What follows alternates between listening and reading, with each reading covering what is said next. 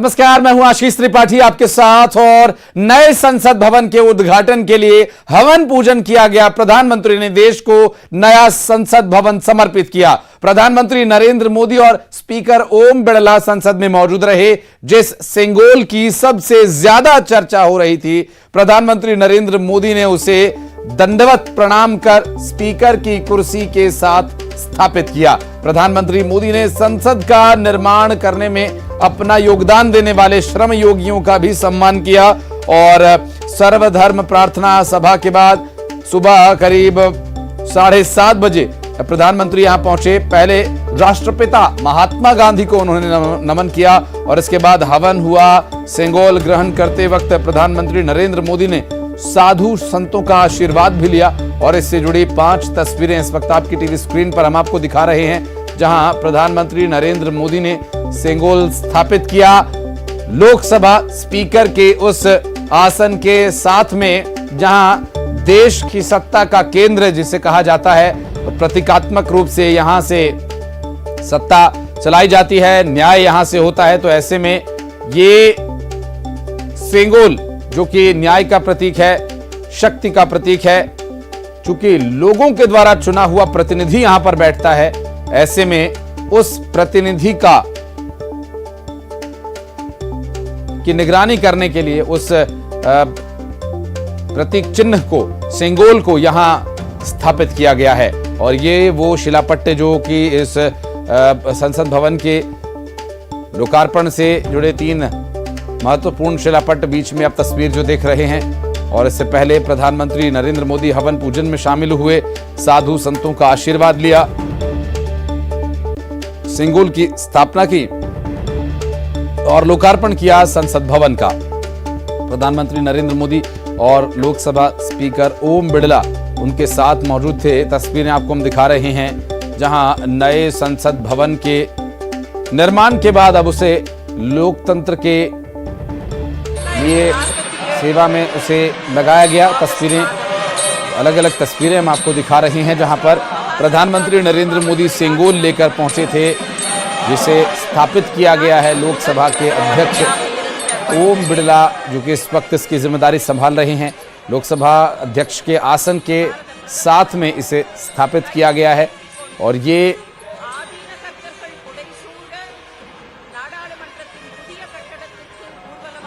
और इस कार्यक्रम के दौरान यहाँ पर लगभग सभी जो नेता हैं वो सेंट्रल हॉल में मौजूद थे। पुजारी और आदिनम पुजारी इस वक्त सभी मौजूद थे। और बात करेंगे, हमारे सहयोगी अशरफ इस वक्त हमारे साथ जुड़ रहे हैं दिल्ली से। अशरफ, अगर अभी की बात करें तो क्या जानकारी मिल पा रही है इस वक्त, क्या कार्यक्रम चल रहा है वहां, और अब तक क्या कुछ घटनाक्रम घटित हुआ है कार्यक्रम को लेकर?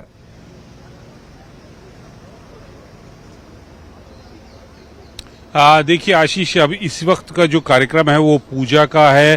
पूजा जब कंप्लीट हो जाएगी, उसके बाद प्रधानमंत्री अब से कुछ देर बाद वह चले जाएंगे और फिर 11:30 बजे दोबारा कार्यक्रम शुरू होगा। और 11:30 बजे जो मेहमान हैं वो आना शुरू होंगे। तमाम राज्यों के मुख्यमंत्री हैं, दूसरे जो महत्वपूर्ण लोग हैं, वीवीआईपीज हैं, वो लोग आना शुरू हो जाएंगे। और फिर करीब 12 बजे के बाद, यानी करीब 12:10 पर राष्ट्रगान शुरू होगा। फिर जो राज्यसभा के उप सभापति हैं उनका संबोधन शुरू होगा। 2 शॉर्ट मूवीज हैं, जो पिक्चर्स हैं वो पढ़ी जाएंगी। उसके बाद करीब 12:30 बजे के आसपास जो राज्यसभा के नेता विपक्ष हैं उनका संबोधन होगा। और फिर करीब 1 बजे के आसपास 2 सिक्के, एक सिक्का जो 75 रुपए का होगा और एक डाक टिकट, उसको प्रधानमंत्री रिलीज करेंगे। और उसके बाद फिर करीब 1:15 बजे के आसपास प्रधानमंत्री का संबोधन शुरू होगा। आशीष। बिल्कुल अशरफ, और मैं आपके आसपास देख पा रहा हूं कि जो पब्लिक ट्रांसपोर्ट है वो वहां पर अब चलने लगा है। क्या यहां पर अब लोगों की आवाजाही सामान्य हो गई है? जो कार्यक्रम है, क्योंकि अब वो भवन के अंदर ही होंगे, मूवमेंट्स सड़क पर नहीं होगी, क्या इस वजह से ये पब्लिक ट्रांसपोर्ट यहां से अब आवाजाही शुरू हुई है?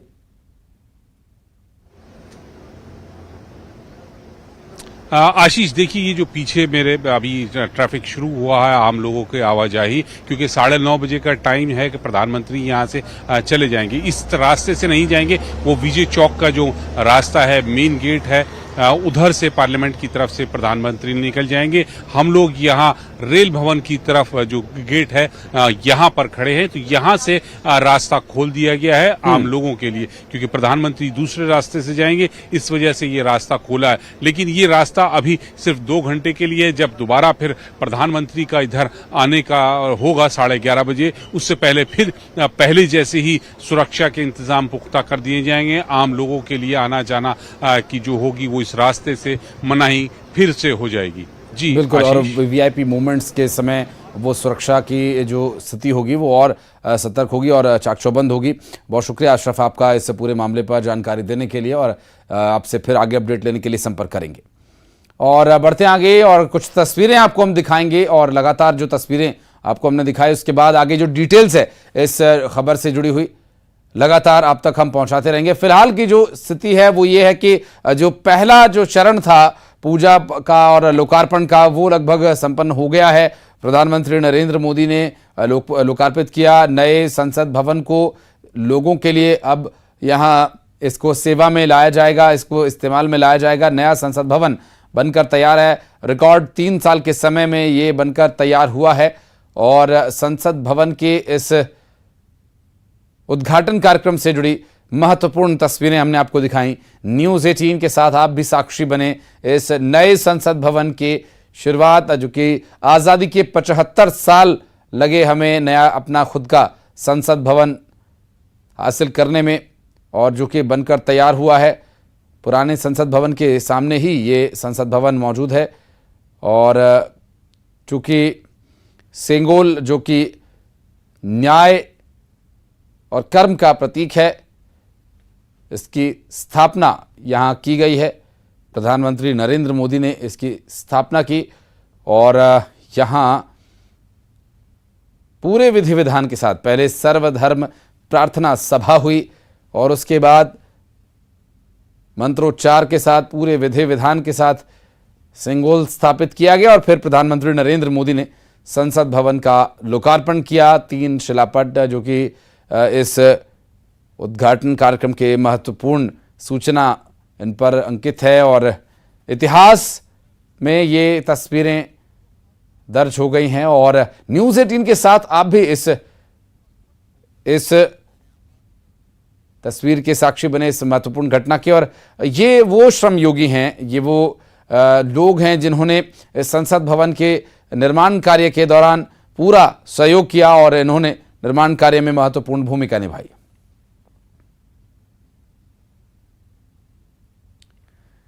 और संसद भवन उद्घाटन से जुड़ी हर बड़ी अपडेट्स हम आप तक पहुंचाएंगे। इस बीच कुछ और खबरों का रुख कर लेते हैं। भोपाल से एक बड़ी खबर, जहां करीब 2100 किलो नकली मावा पकड़ा गया। खाद्य विभाग ने बड़ी कार्रवाई की। ग्वालियर से भोपाल लाया गया था नकली मावा। हमीदिया रोड पर पकड़ा गया नकली मावा। वाहन चेकिंग के दौरान पकड़ा गया नकली मावा। 21 किलो पकड़ा गया नकली मावा। खाद्य विभाग की बड़ी कार्रवाई यहां, जिसमें भोपाल से ये जानकारी मिल रही है। करीब 2100 किलो नकली खाद्य पदार्थ, नकली मावा पकड़ा गया, और खाद्य विभाग की बड़ी कार्रवाई। ग्वालियर से ये भोपाल लाया जा रहा था।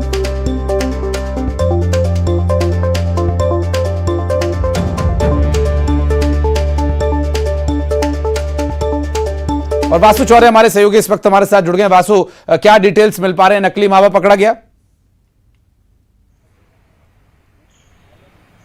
बिल्कुल, देखिए लगातार खाद्य विभाग की और पुलिस की कार्रवाई, जो मिलावटी मावा है, मिलावटी खाद्य पदार्थ हैं, जो कहीं ना कहीं लोगों की सेहत पर सीधे तौर पर बुरा असर डालते हैं, और कई बार इनसे गंभीर बीमारियों का जो खतरा है वो भी बना रहता है। तो उसकी धरपकड़ को लेकर लगातार पुलिस प्रशासन हो या खाद्य विभाग हो अलर्ट रहता है, और इसी के तहत 21 क्विंटल के करीब जो नकली मावा है वो जब्त किया गया है। आप समझ सकते हैं आशीष, अगर ये मावा बाजार में आ जाता, अगर ये मावा मिठाइयों की दुकानों तक पहुंच जाता, डेयरी तक पहुंच जाता, और उसके जरिए ये घरों घर पहुंचता तो इससे कितना बड़ा नुकसान हो सकता था, लोगों की सेहत पर इसका कितना दुष्प्रभाव पड़ सकता था। पूरा का पूरा ये जो ट्रक है उसे जब्त किया गया है और अब पुलिस और जो खाद्य विभाग की टीम है वो इस पूरे मामले की जांच पड़ताल में, तफ्तीश में जुट चुकी है कि आखिर कहां पर इस मावे को बनाया जा रहा था, कौन लोग हैं जो इसके पीछे लिप्त हैं और अब तक कितना नकली मावा, खराब मावा ये लोग सप्लाई कर चुके हैं और किन किन जगहों पर वो मावा भेजा गया है। और संभवतः अगर इसका इस्तेमाल अभी तक नहीं किया गया है तो इसे रोकने की कोशिश भी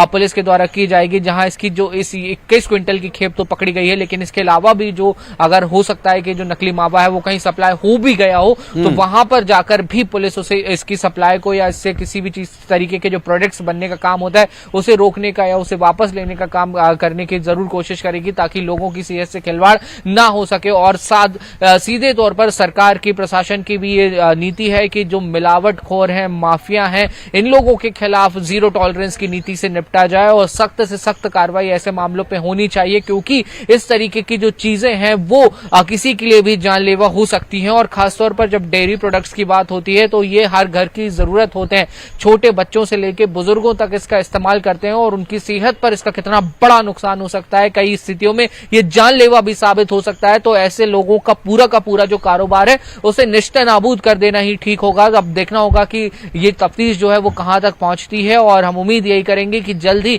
इस तरीके के काम को, लोगों की सेहत के साथ, लोगों की जान के साथ खिलवाड़ करने वाले लोगों पर सीधे प्रशासन का डंडा चले और सख्त से सख्त कार्रवाई इनके खिलाफ होनी चाहिए। जी आशीष, बहुत शुक्रिया आपका। फिलहाल आप बने रहे हमारे साथ, कुछ और अहम खबरों पर आगे डिटेल्स आपसे लेंगे। फिलहाल अपने दर्शकों को बता दें, शाहजहांपुर से एक बड़ी खबर आ रही है। Agra Mumbai national highway number 52 पर एक हादसा हो गया। AC coach sleeper bus truck से टकरा गई और बस में सवार यात्रियों में से करीब 12 यात्री घायल हो गए। श्योपुर से इंदौर के लिए ये इंटरसिटी बस जा रही थी। घायल जिला अस्पताल में भर्ती कराए गए हैं। शाहजहांपुर बाईपास के पास ये दुर्घटना हुई और एसी स्लीपर बस के दुर्घटनाग्रस्त होने की वजह से जो इसमें सवार करीब यात्री थे, 12 यात्री उनमें से घायल हुए और 12 यात्रियों को काफी चोट आई है। श्योपुर से इंदौर के लिए ये बस जा रही थी और शाहजहांपुर में ये दुर्घटना हुआ। जो तस्वीरें हैं हम आपको दिखा रहे हैं, बाईपास हाईवे नंबर 52 पर यह हादसा हुआ। Agra Mumbai national highway number 52 पर आज अल सुबह एक बार फिर भीषण सड़क हादसा हुआ। ये जो बस है ये श्योपुर से इंदौर की ओर जा रही थी। एसी कोच स्लीपर क्लास बस है ये और इस बस में के बाद जा रही, जिन्हें मौके पर पहुंची डायल 100 की टीम, पुलिस और बाकी लोगों ने अस्पताल पहुंचाया जहां उनका इलाज जारी है। श्योपुर से इंदौर ये जा रही बस थी। ड्राइवर ने बताया कि आगे जो ट्रक चल रहा था उसका अचानक ब्रेक लगाने की वजह से ये हादसा हुआ है। पुलिस फिलहाल पूरे मामले की जांच करी, लेकिन जिस तरीके से आप देख सकते हैं बस पूरी तरीके से सामने से क्षतिग्रस्त हो गई। ये हादसा और भी बड़ा हो सकता है और एक बार फिर सड़क पर बड़े और भिंड से अगली खबर, जहां रेत के अवैध परिवहन पर नकेल कसी गई। रात में एसपी ने खुद मोर्चा संभाला और अवैध परिवहन करते पकड़े वाहन। दरअसल रेत से भरे 12 ट्रक्स पकड़े गए। ट्रक्स की नंबर प्लेट्स गायब मिली, बिना रॉयल्टी और ओवरलोड ये ट्रक थे। माइनिंग टीम को बुलाकर कार्रवाई की गई।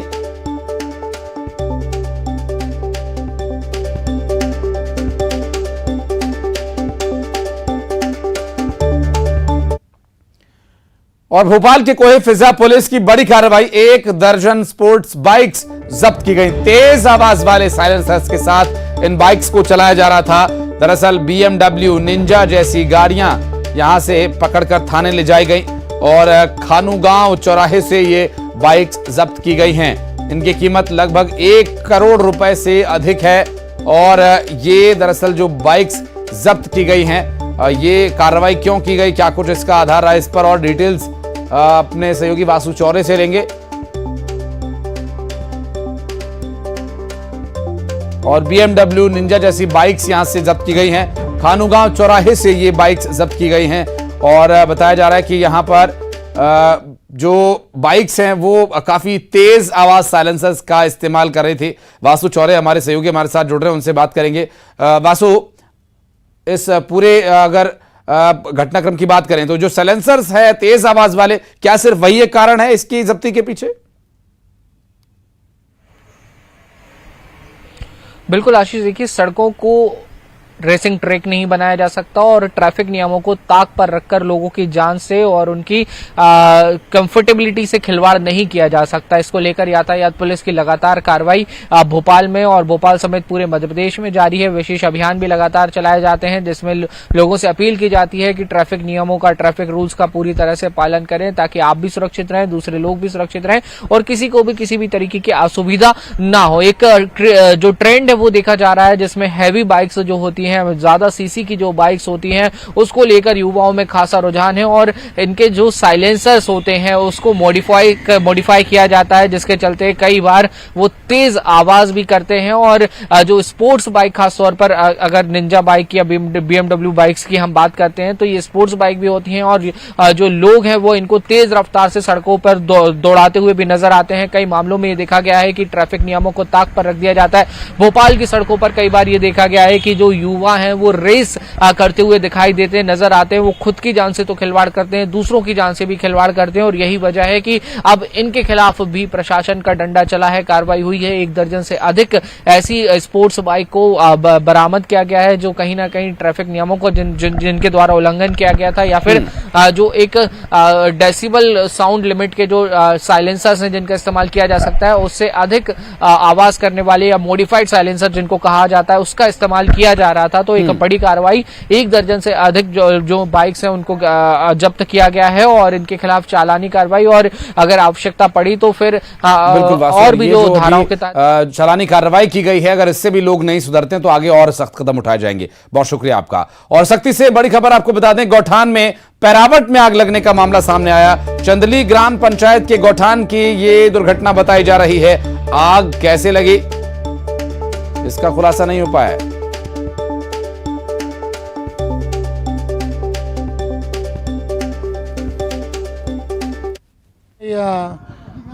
गर्मी के चलते भारी एक्सीडेंट हुआ है यहाँ पे और इससे बहुत दुख है कि हम ड्राइवर वगैरह बचे हैं कि नहीं बचे हैं ये हम लोग नहीं देख पाए इसमें। हम लोग अगल बगल के पूरे गांव वाले यहाँ पर एकत्रित हुए हैं, सभी लोग सहयोग के लिए यहाँ पे जमा हुए थे, जबकि पूरा ट्रक जल चुका है इसलिए हम लोग वहाँ पे नहीं सहयोग कर पाए। आज तड़के सुबह अपने ये दलदोहा घाट के पास में आमने सामने से 2 ट्रक आपस में टकराई है, जिसमें से आग लगी थी, जिसमें फायर ब्रिगेड और पुलिस के सहयोग से, जनप्रतिनिधि आम जनमानस के सहयोग से आग पर काबू पा लिया गया है। और अभी वर्तमान में जो घायल हैं उनको हॉस्पिटल पहुंचाया गया है। एक ट्रक का चालक जो है फरार है या क्या है उसका पता लगाया जा रहा है। अभी तक आग बुझा पे काबू पाया गया है, चेक किया गया है तो वो यहाँ पे नहीं मिला है, लग रहा है कि वो फरार हो गया होगा।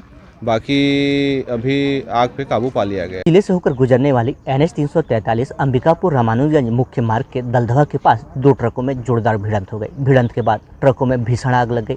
आग की वजह से दोनों ट्रक धू कर जल रही है। वहीं मामले की जानकारी लगते ही स्थानीय लोगों में अफरा तफरी मच गई। वहीं पुलिस विभाग को जैसी इसकी सूचना मिली, अतिरिक्त पुलिस अधीक्षक सुशील कुमार नायक, बलरामपुर हाईवे पेट्रोलिंग की टीम, अग्निशामक की टीम मौके पर पहुंची हुई है और आग पर काबू पाने की कोशिश कर रही है। आप मेरे पीछे जो तस्वीर देख रहे हैं वही ट्रक की तस्वीर है जो आग से पूरी तरह धू कर जल रही है और लगभग यह ट्रक पूरी तरह जलकर खत्म होने की कगार पर है। वहीं फायर ब्रिगेड की टीम आग पर काबू पाने में जुटी हुई है।